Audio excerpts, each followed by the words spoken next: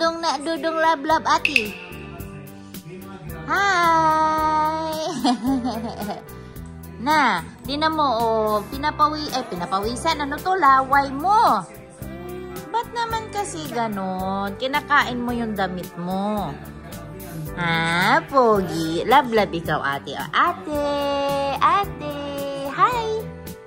Yummy bread. I like bread. Yum, yum.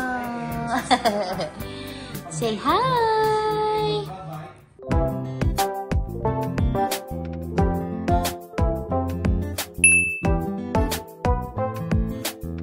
Kami lang dito sa bahay, guys, kasi umalis si kuya at saka si daddy. Pumunta sila ng No Frills. Meron lang silang binili na ingredients para sa lulutuin ni daddy kasi si daddy daw yung magluluto sa amin ng dinner ngayon. So, hindi na kami sumama kasi malapit lang naman. Tapos sabi ko, maglakad na lang sila kasi ano, para exercise din ba? Aray! Ano?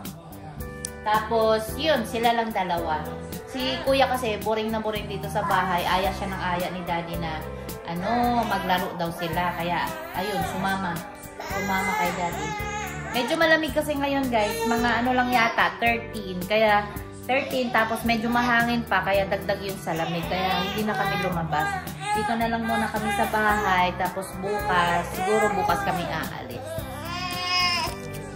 Bakit po? Oh, gusto na naman ng karga. Opo.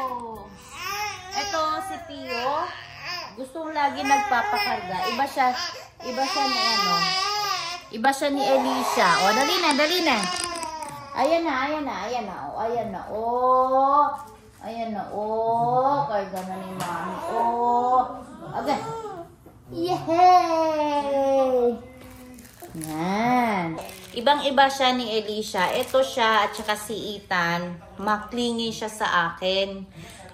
Lagi silang nagpapakarga. Lalo na si Ethan din dati. Grabe, lagi nagpapakarga. Tapos pero usog. Ang laki pa naman niya, mabigat. Kaya nakakangalay siya laging kargahin.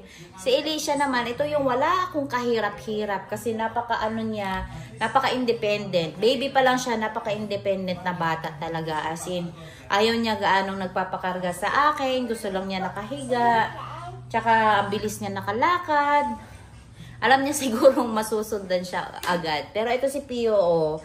Clingy ni Mami. Oh, gusto lagi dikit Mami. Gusto lagi dikit Mami. Kasi no. Opo. Tsaka, nagkakape na naman. Kape na naman. Tsaka, alam nyo guys, si daddy kasi mahiyain talaga kasi yun. Kapag nagva-vlog ako, nahihiya siya pag sumasama sa mga video. Ganun talaga yun. Hindi talaga siya mahilig sa mga camera. Ako lang yung makapal yung mukha. Kaya pinag-partner nga pa kasi baliktad kami dalawa. Ayan na. Paano ka nalalabas dyan? O, di ka na makalabas.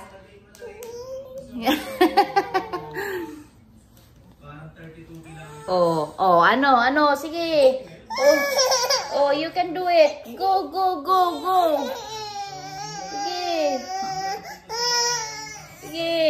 Sige, makakalabas ka. Di ba? Good job. Yay!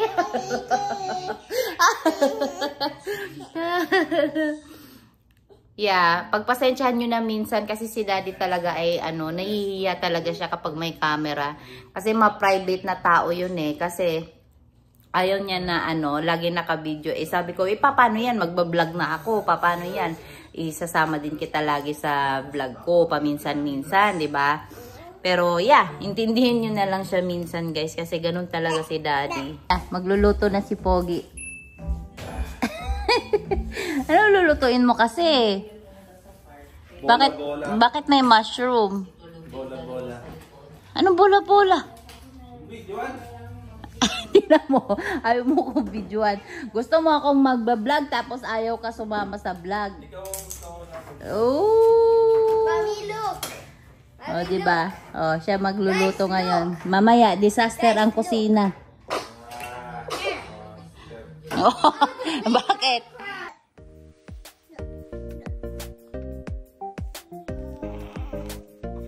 Good morning guys! So ito ngayon ay nakapag-marinate na ako ng iba-barbecue namin. Nag-marinate lang ako ng 2 chicken at saka mostly of them ay baboy na. Meron lang pinuntahan si Daddy. Siguro matatapos yun siya mamaya mga 12. And then hindi ko alam kung anong oras kami pupunta sa park.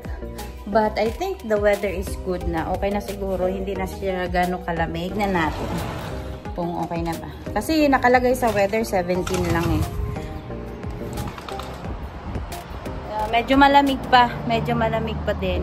Pero yun nga, kapag natamaan ka na ng araw, hindi na siya ganun kalamig. So maganda na to ipunta ng park. So pupunta tayo mamaya ng park. Yan yung mga anakis ko. Yan, nakapaglinis na din ako ng bahay. So, yeah. Wait na lang namin si Daddy na makauwi. Ay, susunduin pala namin siya mamaya. Kasi, hinatid namin siya kanina. Hinatid namin siya kasi, walang parkingan doon sa pinuntahan niya. So, pag-message niya siya sa akin, susunduin na namin siya. Or, siguro mga 10 minutes early bago siya lalabas, aalis na kami ng mga bata para doon na lang kami maghihintay sa kung saan siya ngayon. Sundo na namin si Daddy guys, but inutusan ko siya doon sa Dollarama para bumili ng mga barbecue stick kasi wala kaming barbecue stick para sa barbecue namin. And hinihintay na lang namin siya na makabalik dito sa sasakyan. Sana ay wala masyadong tao pa sa park para makapwesto kami ng ayos at saka sana makakuha kami ng magandang pwesto sa Assiniboine ngayon. Kasi for sure maraming pumupunta doon ngayon kasi maganda ang weather, mainit at saka maaraw. Kaya ito yung gusto ng mga tao dito. Kaya sana makahanap kami ng pwesto na kung saan kami pwedeng magba-barbecue. Grabe, sobrang sakit na ng araw pag umano sa balat. Ang sakit, napakasakit. Iba yung araw dito at saka yung araw sa Pilipinas. Ang araw dito, sobrang sakit pag natama sa balat mo.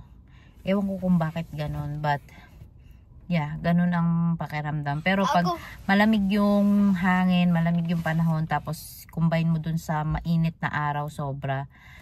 Okay lang, maganda sa pakiramdam. Kaya yung mga tao ngayon naka-t-shirt na lang, naka-short na lang. Kasi maganda na talaga ang weather.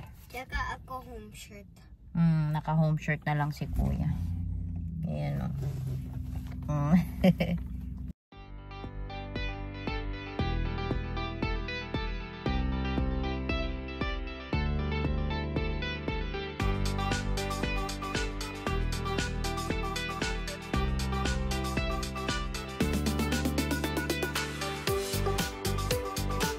Okay lang, gutom na ako eh. Maghahanap na tayo ng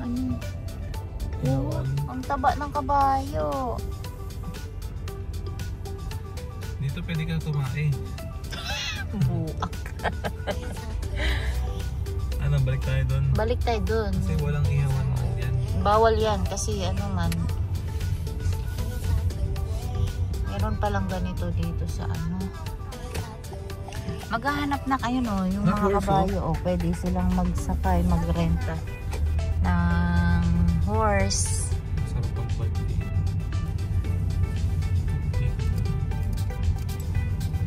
Ngayon lang natin to na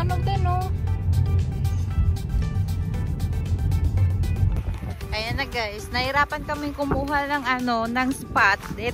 Buti na lang nung next na namin ikot. Umalis yung dalawa dito. Kaya nakakuha kami ng spot para sa barbecue namin. Ayan na si Daddy. Dito kami ngayon sa Birds Hill. Go, go, go! Tsaka ang ganda ng panahon ngayon. Ayan, daming tao. Pag ganito talaga na maganda na weather. Ay nako, mahirap makakuha ng spot sa mga park kasi mga tao nag-aagawan na, nagba-barbecue na.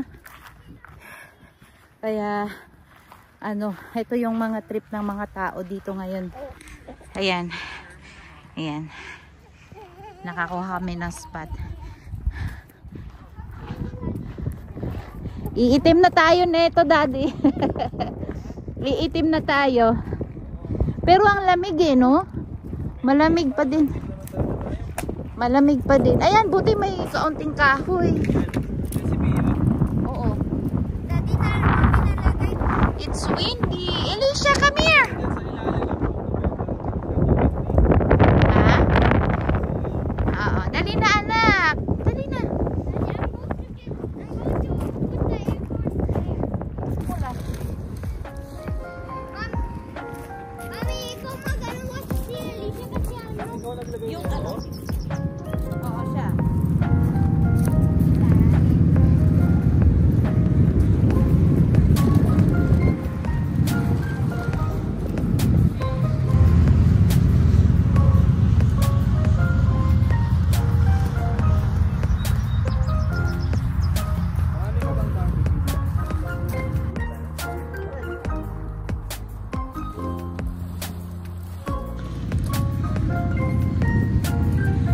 Bantayan mo siya.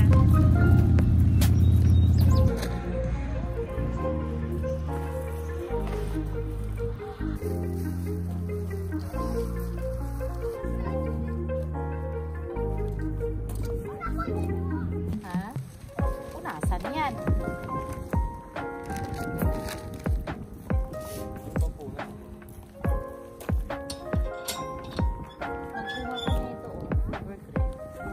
Magbuha ka ng kaunti sa evergreen na yung barbecue namin. Yan. Magtutusok pa ako. Tignan mo na lang yung kapatid mo na. Please, kahit yun na lang yung i-contribute mo kay daddy, mommy.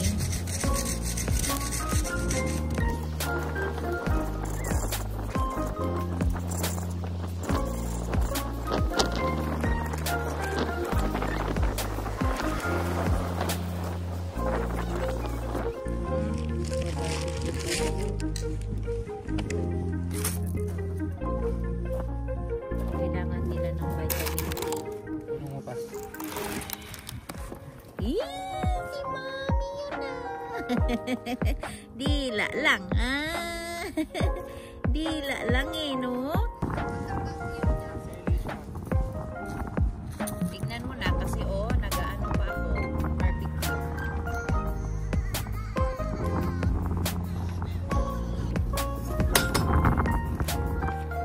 Dodo, si Pio. Ayun, nakasabit.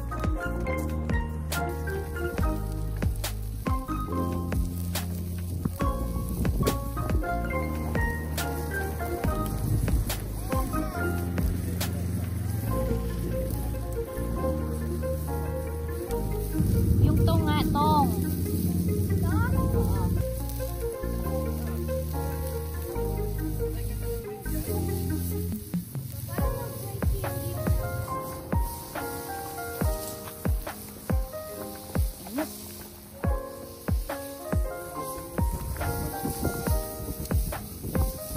Wala kaya matagal tong naman.